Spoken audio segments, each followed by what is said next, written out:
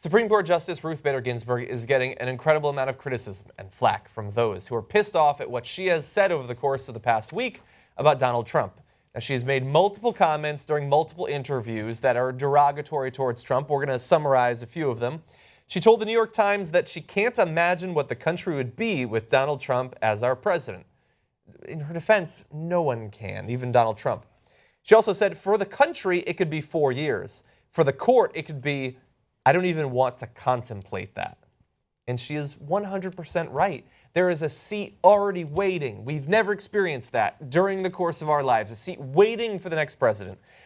There's been heavy rumors that Clarence Thomas is going to drop out after the election, which would mean that 2 of the most conservative seats would be up for the next president. And Ruth Bader Ginsburg is not, she's not a just out of college co-ed. Like, no, she could be leaving too. There's every chance that 3 seats will be up during the first or especially the 2 terms of the next president. So that's Ruth Bader Ginsburg earning her nickname, the Notorious RBG. I like how we said RGB there. Okay, that's wrong. But anyways, okay. So was it wrong? This much. Slightly wrong. Okay. So now, and there's more. No, I know. I'm going to get to the Republican reaction in a second. So now, and I can show you if you're a liberal and you say, "Oh, there's nothing wrong with that." John's right. Of course, we all think that if Trump wins, it's madness, and everybody is concerned about that. But if Alito said about, let's say Bernie Sanders was running, so you guys can relate to it, he was the nominee, and Alito's like, "Oh, I'd have to leave that country if that guy won. What a nightmare this country would be if Sanders won." You'd be like, whoa. Okay. So now she didn't go that far, but still, I wish they would keep it to a minimum, the political talk, the Supreme Court. Now, that's my slight criticism of them, because that's exactly what it merits, because it was at most a slight offense. Mm-hmm. And I always do the show on the other foot to see if we're on the right side of this issue. Yeah. Now, we're going to share the Republican reaction. Well, I have more from her, actually. Yeah, I know. She had other comments. So, okay. She did say on Monday that Trump was a faker who has no consistency about him.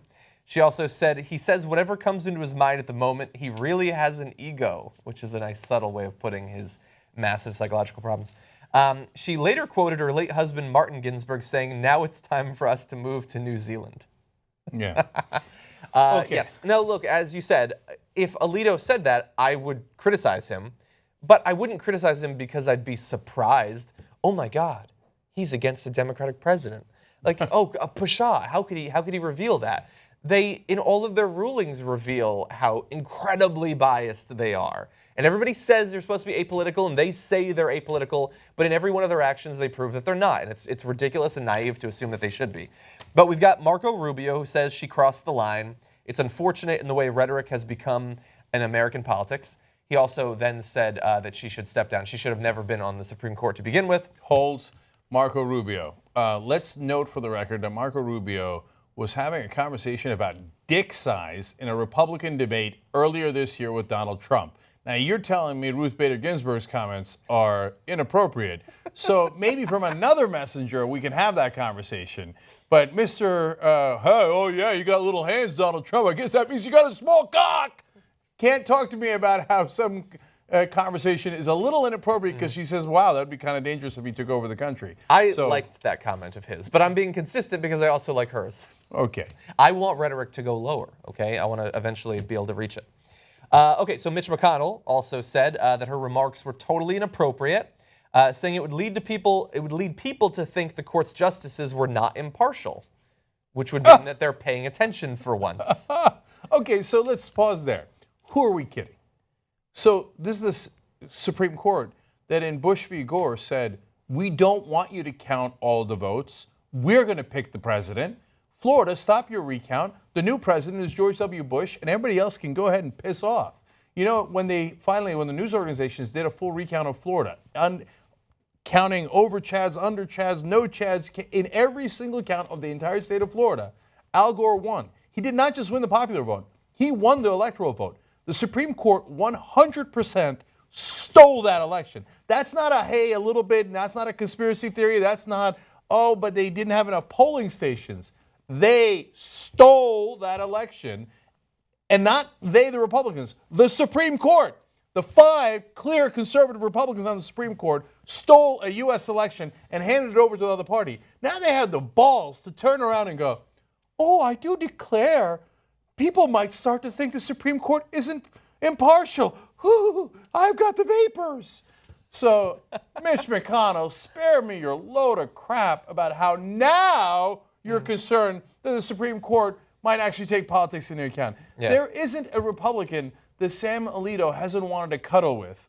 Okay, he has voted with every Republican. Ted Cruz. Nobody wants to cuddle with Ted well, Cruz. That's a fair point.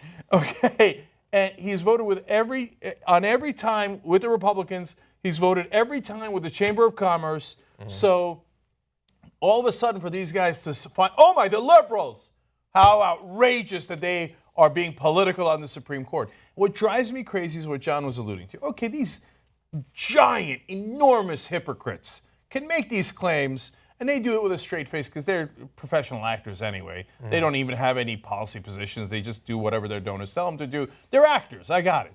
But for the media to take it seriously, like, what does Mitch McConnell have to say about this? Oh, he thinks the court might be a little political. Tisk, tisk, liberals. Yeah. Tisk, tisk. How dare you make the court liberal or make the court political? Get the...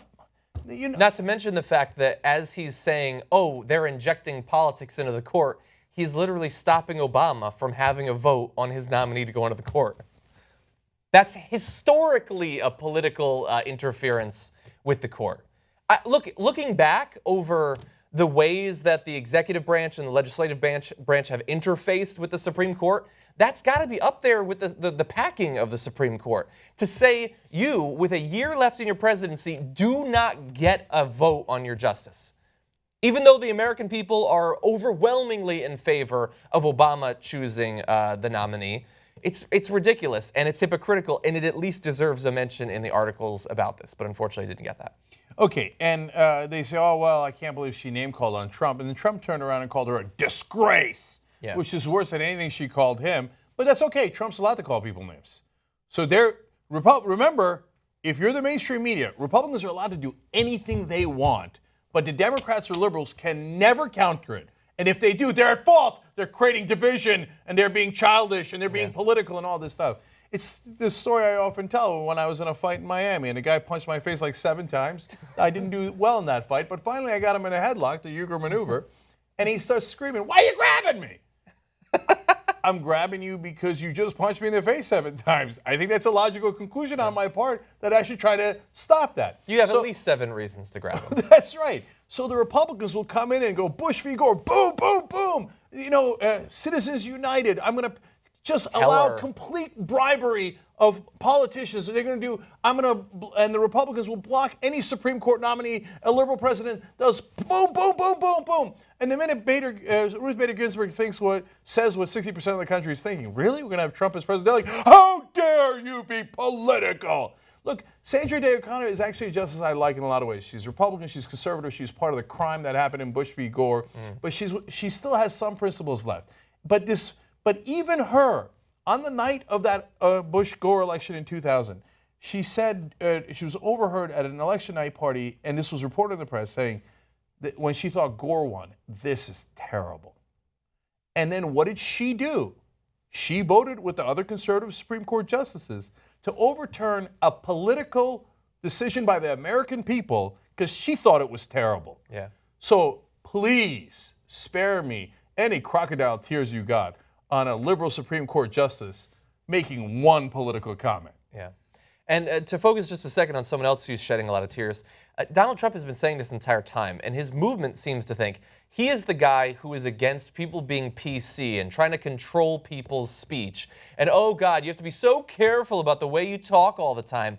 He tries to shut down speech constantly. She makes a benign criticism of him that's lighter than anything I've said about him for the past year, and he's crying nonstop. She's a disgrace. She should step down from the court. She's not being PC. Supreme Court justices aren't supposed to be people. They're not going to speak. They're not supposed to speak like actual people. Someone shut her up, please.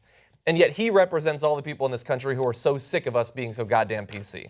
So ironic there. Yeah, no, he's a super tough guy. He's so tough. But the minute you touch him,